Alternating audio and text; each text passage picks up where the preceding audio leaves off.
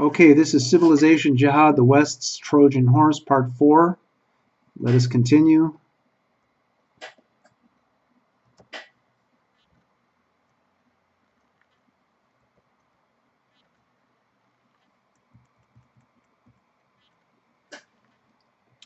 The first victims of Islam, said Ernest Renan, are Muslims. The enemy are not Muslims. Muslims are the victims of their own religion. Most of them do not know this. Think of Muslims as victims of a cult, the cult that is Islam.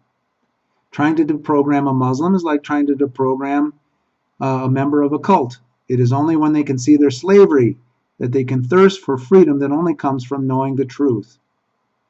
Did you know that the penalty for leaving Islam is death? See, for example, Ibn Warwick's book, Leaving Islam, Apostates Speak Out. The canonical texts were cited above.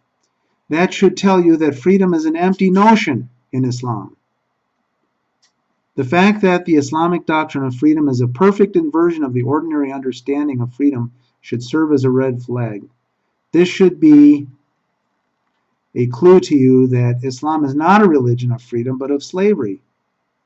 Islamic apologists are the sirens of tolerance. Those sirens are meant to cause prospective converts and the West in general to lower their guard so that the insidious process of Islamization may take place. It is like the frog in the beaker. We in the U.S. face the very real prospect that by mid-century Europe will have been retaken by Islam. Yes, retaken, though this time by civilization jihad instead of overt jihad, punctuated by an occasional terrorist act rather than a frontal jihad. By mid-century, we may find ourselves alone against the Dar al-Islam. Think about that. I am not advocating the overthrow of Islam, but from the standpoint of a particular religion. I am advocating that people should be able to believe or not believe a religion by their free choice. That is, that it should not be forced on them by the sword. And don't believe Muslims when they say that Islam respects people to freely choose for or against it. You will see that in a lot of the literature and presentations and media presentations by the front groups. The history of jihad shows that to just be a lie. If a religion must force down its teachings by the sword, that is because its ideas are not strong enough or appealing enough to stand on their own.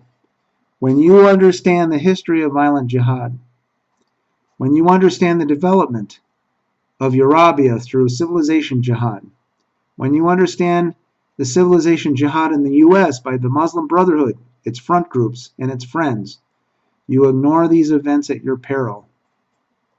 And so I appeal to religious people, atheists, and agnostics to educate Muslims out of their ignorance and slavery.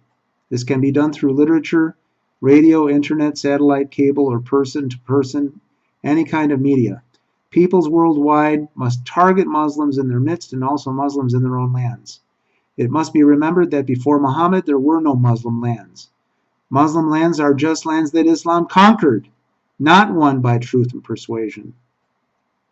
Insofar as the world citizen can reach and deprogram all Muslims, including those in the Arabic-speaking lands, and show them that the basic theology of Islam is bankrupt, Islam may in a few generations collapse of its own bankrupt teachings. And as an example of this literature would be Ibn Warwick's Why I'm Not a Muslim. There is promising new historical research now being done on the origins of Islam. This kind of research on Islam is akin to the so-called higher criticism of the Bible, which really got started in the 19th century. In its mature form, it is called the historical critical method. This same method is now being applied to Islamic origins, and it has great potential for desacralizing the Quran and Muhammad. This kind of work has already been done before. The genre of literature I'm referring to are authors referenced by Warwick's Why I Am Not a Muslim, chapters 2 through 5. This work needs to be extended, and is being extended, and made more complete and then disseminated. It can only be hoped that a substantial library of historical findings can be built up and broadcast before Islamic blasphemy laws make it illegal to do or to publish historical research on early Islam. It should be another red flag to you that Islamic actors have managed to get a resolution passed in the UN, a resolution E/CN.4/2004/L.5, prohibiting defamation of religion. Laws drafted in the spirit of this resolution were used to unsuccessfully prosecute Geert Wilders, that is, he's a member of parliament in the Netherlands, for defamation of Islam. The attempt at drafting similar laws is now in play in the U.S. Yes, it is now in play in the U.S. There will be those who say that there are millions of good practicing Muslims who are not violent. In reply, I say that if their Islam helps them to be good people, it is because they are practicing it selectively. Maybe they are not in a terrorist cell, maybe they do not know the bloody history of their religion, but if they are good Muslims, they are donating faithfully to zakat, which is a tax on Muslims, a fixed percentage of which goes to support jihad.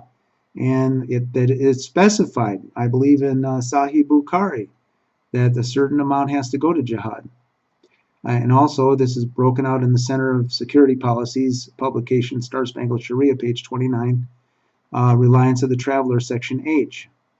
So even peaceful Muslims are obligated by the machine to support an institution or political movement which is a threat to world peace. Neutralizing Islam through education and refutation of its doctrine is a necessary method to protect all peoples from the tyranny of Islam. More difficult is the matter of whether to allow Muslims to immigrate. If it were a simple matter of making Muslims renounce jihad and swearing allegiance to the constitution and institutions of the host country, it would be straightforward to implement. But Islamic teaching allows deception within the practice of jihad. Muslims are permitted to lie as a tactic of war within jihad. This is called taqiyya. Quran 16.106, 3.28, 9.3, 66.2, 40.28, 2.225, 3.54, Sahih Bukhari 52.269, 49.857, 84.64 and 65, Sahih Muslim 32.6303, 50.369, and Reliance of the Traveler, section R 8.2. And I remind the reader that Islam without jihad is not Islam. This is why some writers call jihad the sixth pillar of the Islamic faith. Jihad is integral to Islam. Muslims who renounce jihad are not true Muslims and can be killed by the Ummah, the worldwide nation of Muslims. See Quran 16.106, 3.9091, and 9.11 and 12. See Warwick, Leaving Islam, chapter 1. Muslims are authorized to deceive and to pretend to renounce jihad as a tactic for making host countries lower their defenses.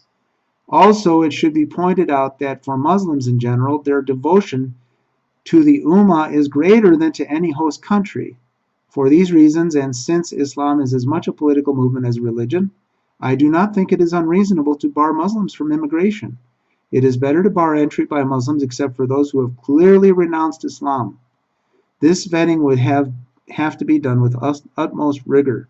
Although I have compassion for refugees, especially those who have genuinely renounced Islam and risked death, I would generally bar Muslims from entering the host country if that country wants to avoid a slow movement toward tyranny, as we are now seeing in Europe. Civilization jihad should be thought of as a type of Trojan horse. It is an American tradition to welcome all immigrants with open arms, irrespective of religious belief. But if that religious belief includes a commitment to the subversion and takeover of the receiving country, it is suicidal for the receiving country to admit those immigrants. You will not find the Muslim Brotherhood listed in the Yellow Pages. Instead, it operates through front groups. For example, the U.S. Council of Muslim Organizations, the Council on American Islamic Relations, the Muslim American Society, the American Muslim Alliance, the Muslim Student Association, the Islamic Society of North America, North American Islamic Trust, International Institute for Islamic Thought. How do I know that these are actually front groups for the Muslim Brotherhood? Well, a couple were caught, let's see, how do I know this? Because a couple were caught filming the Chesapeake Bay Bridge. On conducting a search warrant, a sub-basement was discovered in their house. In the sub-basement were discovered many file boxes of archives from the Muslim Brotherhood. Among those archives was found a document entitled An Explanatory Memorandum on the General Strategic Goal for the Group in North America, dated 5/22/1991. This document was entered into evidence in the Holy Land Foundation trial in the U.S. Court for the Northern District of Texas.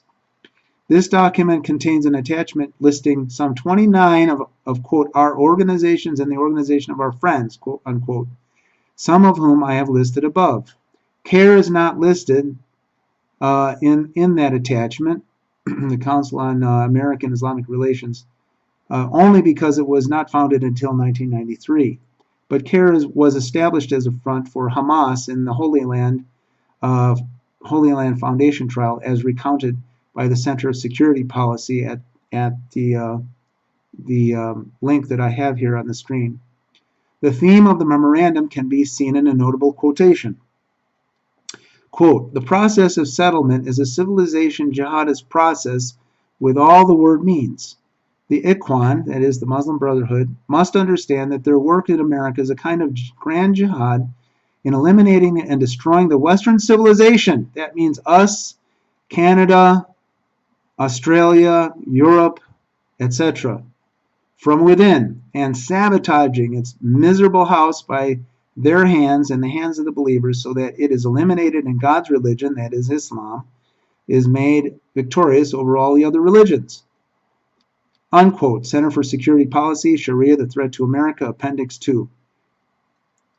This shows that the process of settlement and the establishment of political beachheads on the U.S. soil is a deliberate strategy and not simply the byproduct of a haphazard immigration and unplanned immigration. No, it is deliberate. This is a part of a grand strategy. I know this sounds like a conspiracy theory, but there's too much evidence for you to discount it as a conspiracy theory. The Muslim Brotherhood is using these front groups to take advantage of freedom of religion in U.S. law to carry on civilization jihad, which includes subversion of our laws and institutions and an eventual takeover of our government. This claim may seem incredible to you. I invite you to read the Center for Security Policy's books, The Star-Spangled Sharia, or Sharia, the Threat to America, or Spencer's book, Stealth Jihad, and convince yourself that this is the game in play. In other words, don't believe me, read. Get some books, get some of these books and read them and chew on them and think about it, and get on the internet and watch some of these presentations on the internet, and you will see that this game is in play. I realize that on the surface the idea that we should bar Muslims from immigration does not seem in the spirit of our tradition. But this assumes that Islam is a religious belief with no violent or subversive political aims. When the reader gets a grasp of the history of jihad, the conquest, murder, enslavement, subjugation, pillage, and waste of whole civilizations by Islamic jihadists, and that this is Islam's agenda for the world, as seen in its canonical texts, it is then that one can understand the seriousness of the danger to the U.S. America, you need to wake up. You are asleep, and you need to wake up to this.